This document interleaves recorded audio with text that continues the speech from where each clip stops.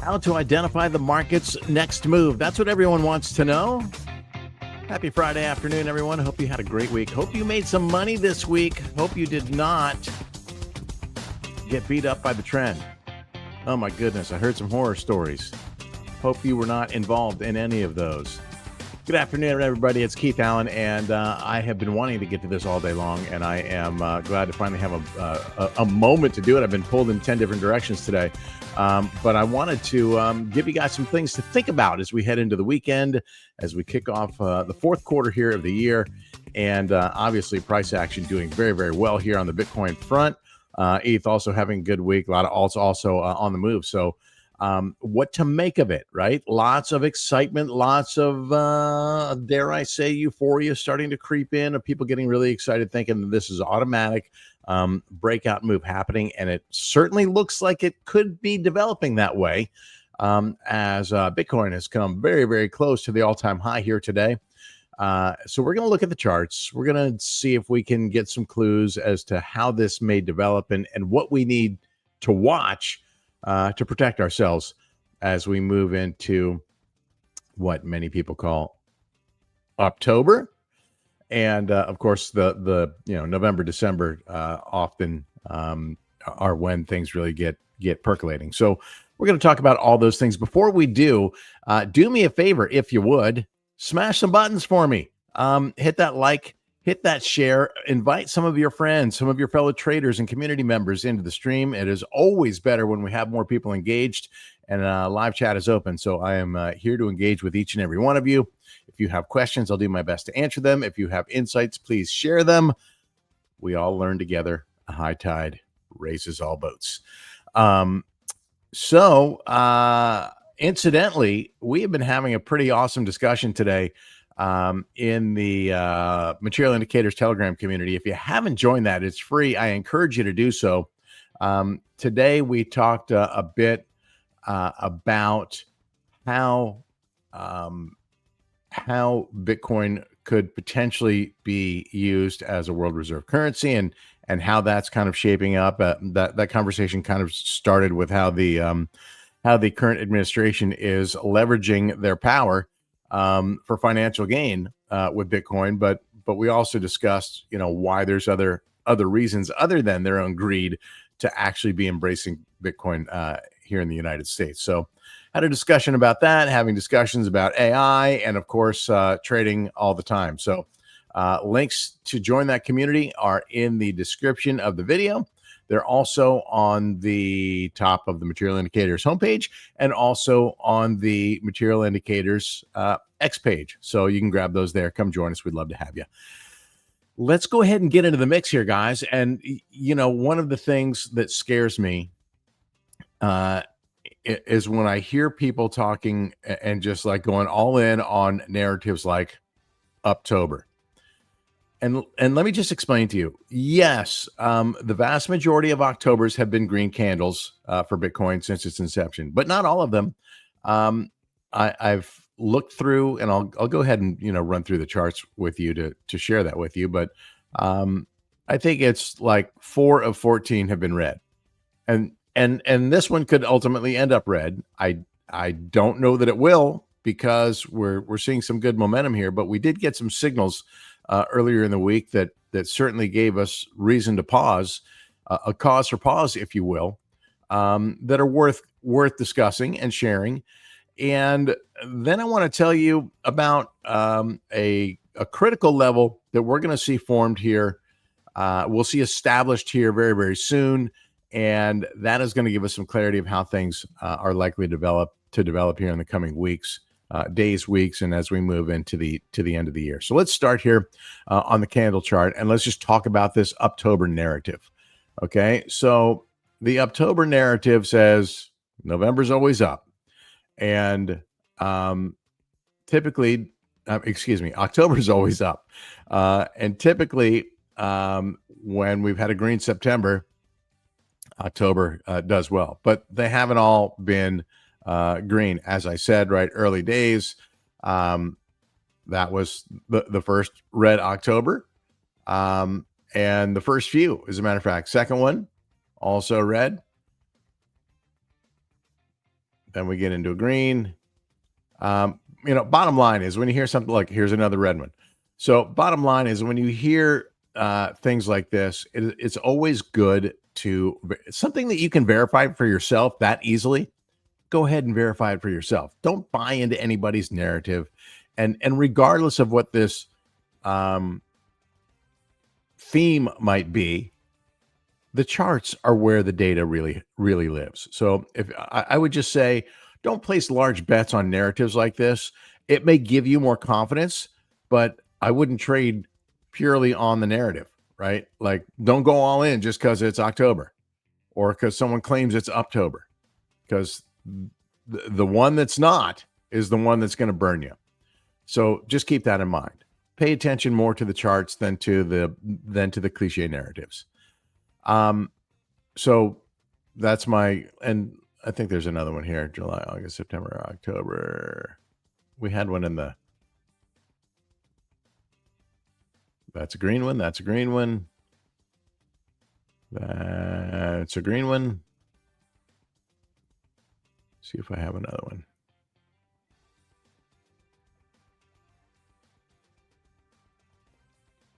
All right. So, like I said, 4 out of 14 have been red. That's it. So, take that for what it's worth.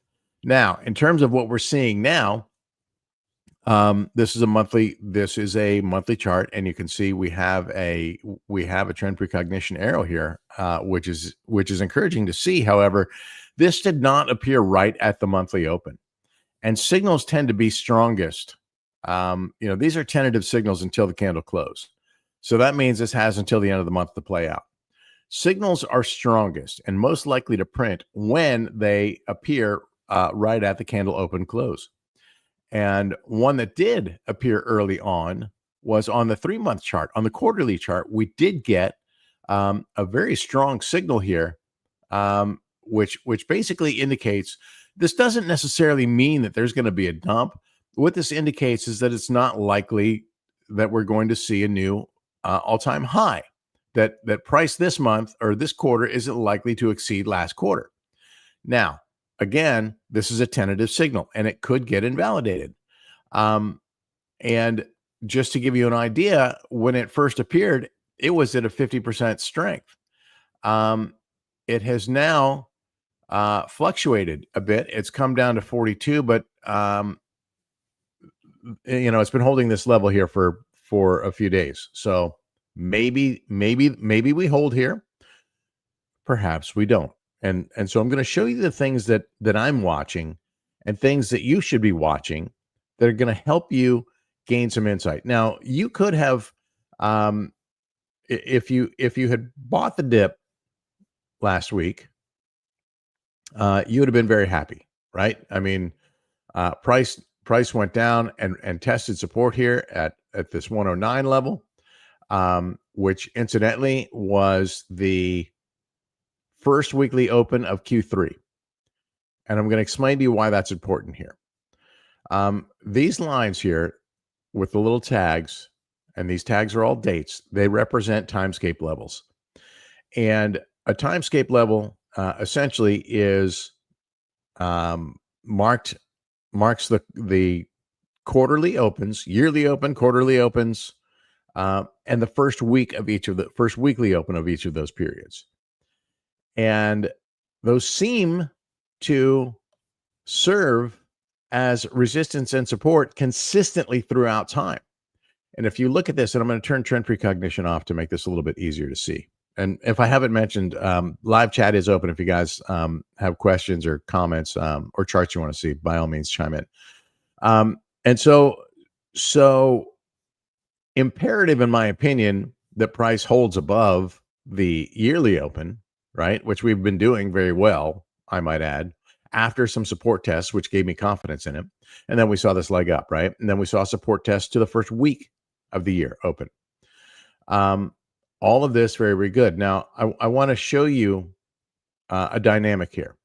Here's when the yearly open and Q1 open happened initially, right? And that was at that 93K level.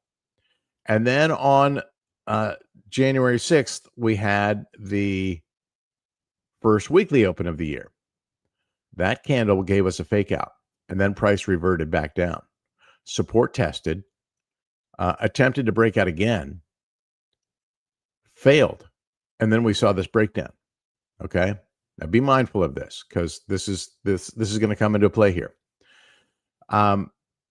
These levels could serve as support. They could serve as resistance, and obviously, we've recovered from this. But you can see how these timescape levels have come into play over and over time.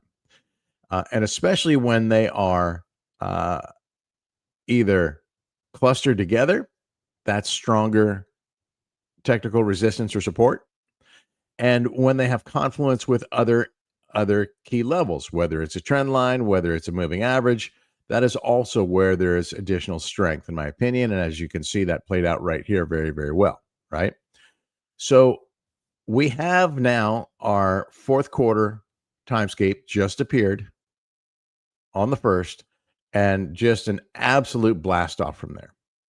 What I like about this is that it happened after multiple support tests down here in this range at the prior timescape level. So strong support test and a breakout. And the fact that this reclaimed the 3 moving averages, obviously very important. The fact that it has reclaimed the trend line, even more bullish. But what happens now, right? We're getting a bit of a doji candle forming here right now. And we have a potential double top scenario here. I mean, we're very close. The all-time high is at 124.5K. And today price went up to 124K. I mean, I think we can call that a double top. And so now what happens? Is price going to push higher and give us an incremental all-time high? Is it going to just rip into mind-melting price discovery? Or might we see a pullback? And I got into a discussion with somebody on X yesterday who asked if this was, if we should maybe wait before we add to our positions here. And I will tell you that I did add to my position down here on this support test. But up in this range, now that we're all the way up here, this is a bit of a no man's land for me until we get some clarification. So Monday, right, here is the quarterly open. And Monday we will get another timescape level. It will be the last one of the year. They all come in pairs, and it will be just like this dynamic here, right? We have the day of the open of that time period, the quarterly open, and the first week. So we're going to get that first weekly open of Q4. And at that point, it is simply a matter of whether or not price can stay above that level, and that timescape level serves as support, or whether it falls below that level and that level serves as resistance. And so, weekend whale games are likely to be played here. And that is something that I'm watching very, very closely before I make another significant move. I've said earlier in the year that I don't think the top is in for the year. I don't think that 124.5K is the all-time, is the top for Bitcoin any more than I think 49.50 is the top for Ethereum. I don't even know what Ethereum did today. Let's take a look at that really quick. We're at 45.09. We are still not quite at all-time high territory. We've got some room to run, but the fact that ETH reclaimed these moving averages here today is good. Obviously looking to see it hold above that. Similar set of circumstances here with the timescape. A bump up, but looks like there's a little gap here that might get conceivably filled. That's interesting. Just noticed that. So keep an eye on that. Let's just box that bad boy in, so we can all pay attention to that. Because that gap could get filled. That's certainly within reach to go down to 4K. But to do so, it would take a breakdown through this quarterly timescape. So if that happens, I would look for a support test, another support test down here, maybe around the 100-day moving average. Let's see if that looks any different on the weekly. Yeah, about the same, right? So be mindful of that. Back to Bitcoin here. So I told you that, we had these signals, and I'm going to put trend precognition back on for that. We had a signal on the quarterly that indicates, hey, maybe there's not so much strength here. And we're certainly not seeing a ton of momentum here out of the A1 slope line. So this leads me to believe that there's a high probability that we're going to see a rejection from this Monday timescape level. Now, it might not be an immediate rejection. It might pump for a day or, for a couple of days. It could conceivably pump and keep on pumping. No telling how things might get, how should I say, influenced by the administration or whatever. But that's certainly something to keep in mind. We're in a situation, and this is what is baffling to me. We're in a situation where we have a government shutdown in the U.S. and people are celebrating it. That makes no sense to me. It defies logic to me. And if you asked 100 expert market analysts 2 months ago how markets were going to react to a government shutdown, precisely zero would have said, oh, we'll go to new all-time highs. But that's what we're facing right now. So this is a reminder that sometimes, even though the market defies logic, or seems to defy logic, sometimes you just need to take a step back, analyze the charts, zoom out, analyze the charts, and trade what is in front of you. And what we see in front of us, we have this narrative. We even have, some conflicting signs, right? We have some trading signals that are telling us that we're not likely to see a new all-time high, and we're now within, we're in sniffing distance of the all-time high. But we are also seeing what to me looks like a solidly tested performance move out of Bitcoin. This is a solid move of strength. So there's no denying that. But there can be euphoria, there can be manipulation, there can be things of that nature that help push price, even though we expect it to be going down. And again, here, even on the daily, we're seeing some conflicting signals, right? Here's an early indicator of weakening momentum here, yet price still pumped. And so I would just be very, very cautious here, because if this government shutdown ends in a couple of days, it's going to be a nothing burger. But if this extends, and to be honest with you, this doesn't feel like a lot of the other shutdown situations we've had where it always seemed like both sides were working really hard to get to a resolution really quick. Doesn't seem like so much of that is happening right now. Each side wants to make the other side feel as much pain as they possibly can. And the sad part is the American people and federal workers suffer, right? So I say the American, obviously the federal workers who might not be getting paid right now or are furloughed from jobs, they're suffering. But guess what? So are the people they serve. So this is not a good thing. And if it's prolonged, it's going to become a very, very bad thing. So be mindful of that and pay attention to how things are developing, and pay attention to the charts, because it doesn't matter what side of the political aisle you stand on. It does not matter what the narrative of the month is. What matters is what's happening in the charts. And if price falls back below this trend line, you better believe there's going to be some blood.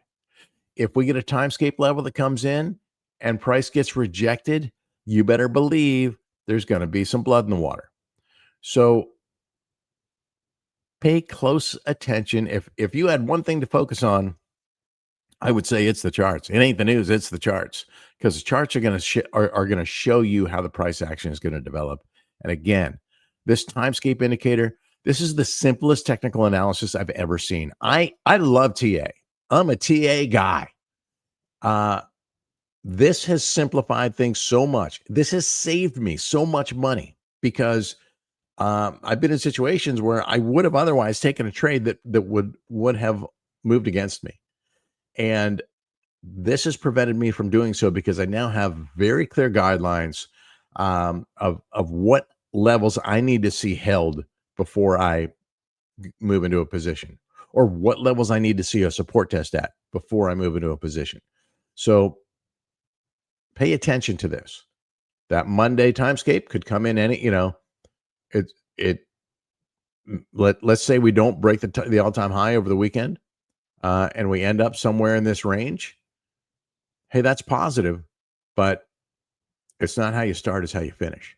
So ultimately, we need to see a weekly close above that timescape level to really have confidence that that things are going to go.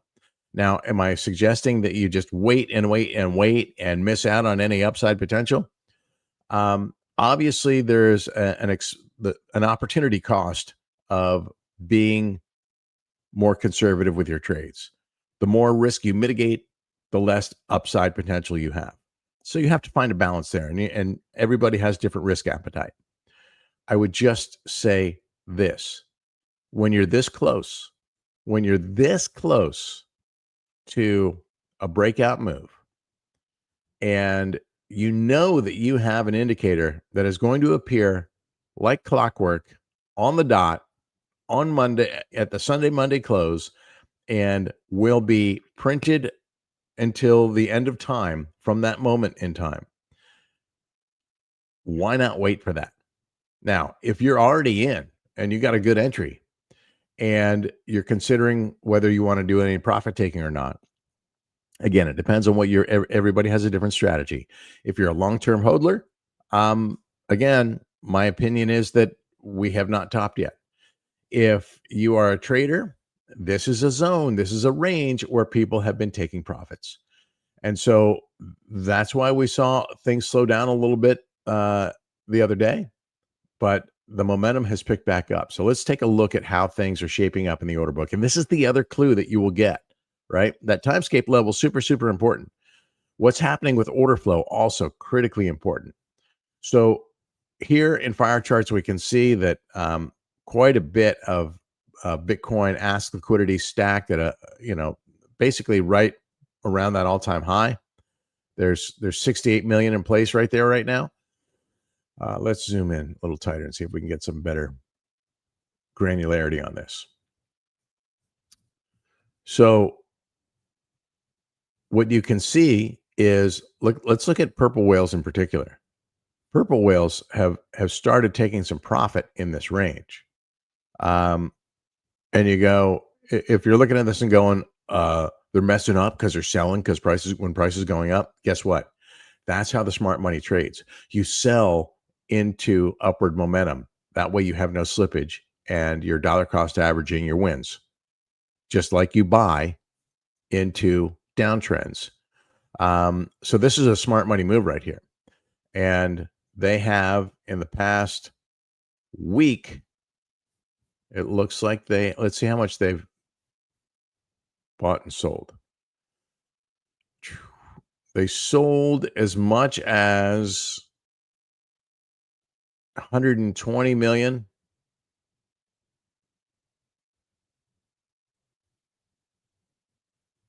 And now they've bought back about 40 million of that.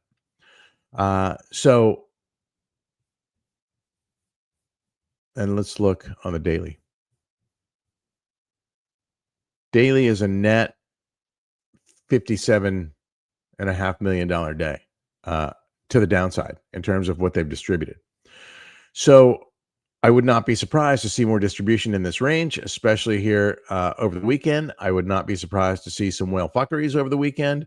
And look, very little bid liquidity in this range, keeping price elevated right now. So we're hovering on essentially thin air. So I don't see any guardrails in place here up at these levels. Let's zoom out a little bit and see if we can get some more perspective there. If there's a guardrail, it's to the upside, limiting certainly putting some pressure on where price can go to the upside.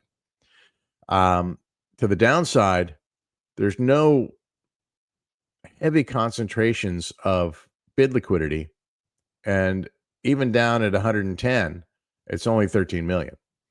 So there's a lot of room for volatility here. Keep that in mind. Let's see if there's anything else I wanted to share. Let's take a look at what's happening here. So I'm giving you a mixed picture. I'm trying to show you best case and worst case scenarios so that you have an idea of what could happen either way, depending on how things develop. And I want you to prepare for, you may be all in with a bullish narrative, and you might be right, but you better have a plan for if price moves against you. Here we can see on this beta alts correlation chart, we can see the rolling beta over the last 14 days, alts to BTC. We're in a period of high beta, moving back to a period of high beta. And when we get to these areas, right, see this really dark blue sections, that's when we're finding local bottoms. And so we're moving back into a period of high beta, which means that this elevated price we see is actually shaping up to be a new local support zone. So that's encouraging as a bull. Let's look at another one. How about the correlation?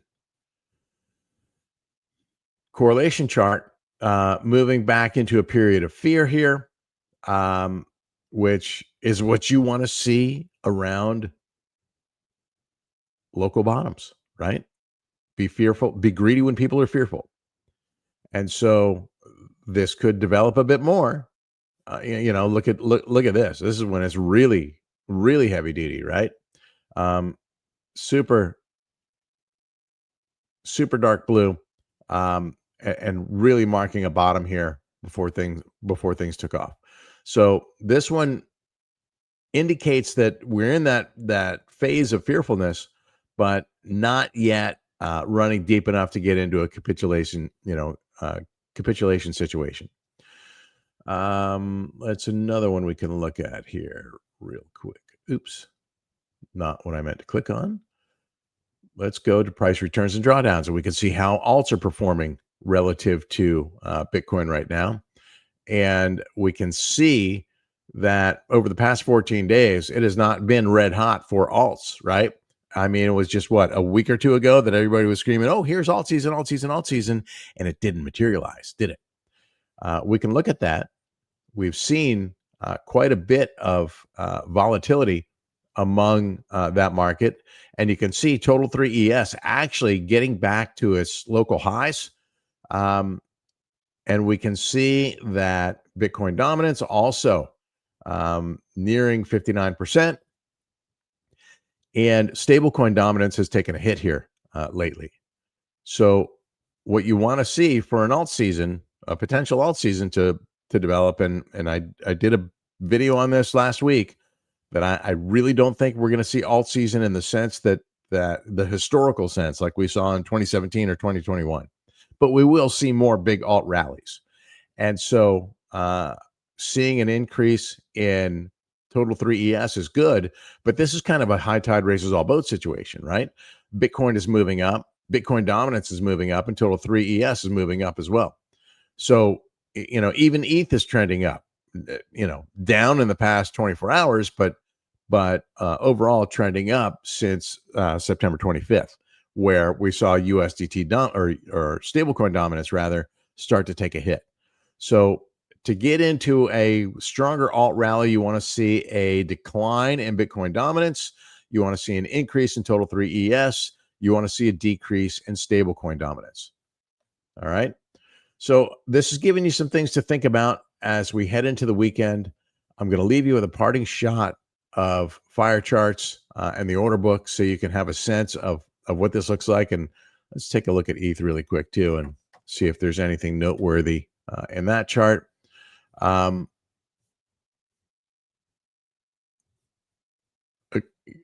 Mega whales, interestingly, mega whales are selling ETH.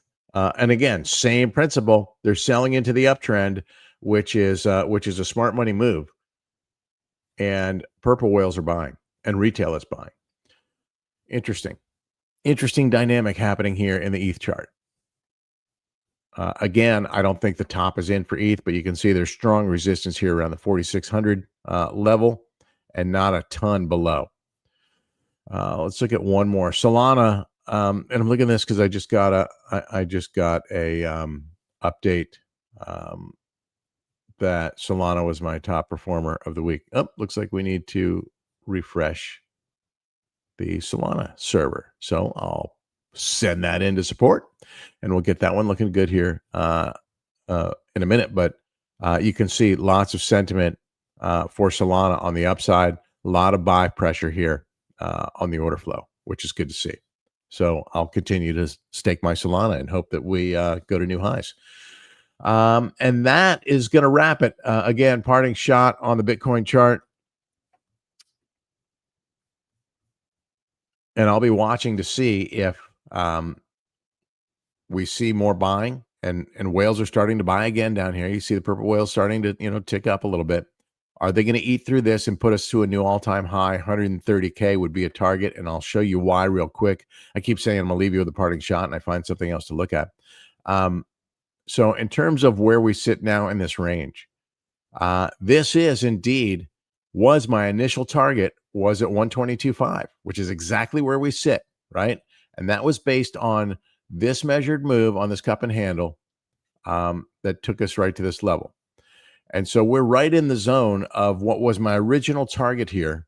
And I set this target all the way back in March of 2024, long before Trump was hot on the trail to become president. And we got all this support from the government in terms of regulation and embracing Bitcoin and crypto, et cetera, et cetera. So this was my target, which is why this remains a good profit-taking zone, in my opinion. But the narrative has changed in terms of the macro outlook for Bitcoin because of the institutional adoption, because of the sovereign adoption, because of a crypto and Bitcoin friendly SEC, and all things that are looking bullish for Bitcoin in general, and for ETH for that matter. So my next target happens to be on this fib extension around 155. This is based on this one is based on just this move out of the cup and handle from the swing high down to the low. So, and this was the prior all-time high. This was essentially the bear market, right? From 69K down to 15.5. This is where I started building my position. This was the FTX crash. And then we've been building out from here. So, maybe next week we'll get into the discussion about the 4-year cycle, which is in jeopardy of being blown out of the water here. We could indeed see a super cycle developing right before our eyes. But I just wanted to share this with you because this is a viable target. 130 is a viable target as well, but I think it's more psychological than technical. And I like this 155 range for another big move out of Bitcoin. Where we end up when it's all said and done this cycle, I'm not really sure. Obviously, we've heard numbers all over the place. We've heard people say 200,000. We've heard 500,000. We've heard 1 million. We've heard every number in between. And you can't trade speculating on somebody else's random numbers. Remember, a lot of these guys are there to try and lure more people into the market, get more money into the market because they're in the business of asset management. Or their company has a big, corporate treasury, and they want you to support those assets that are in their corporate treasuries. So keep that in mind, and always pay attention to the charts because the charts just don't lie. And if you want a window to the order book and the order flow, fire charts is where you get it all in one spot. Going to leave it right there, my friends. Hope this has helped you all find some things to think about and learn from. And I hope it helps you trade smarter. Have a great weekend. Step away from the screens. Do something you love with the people you love. And we'll be back next week with more.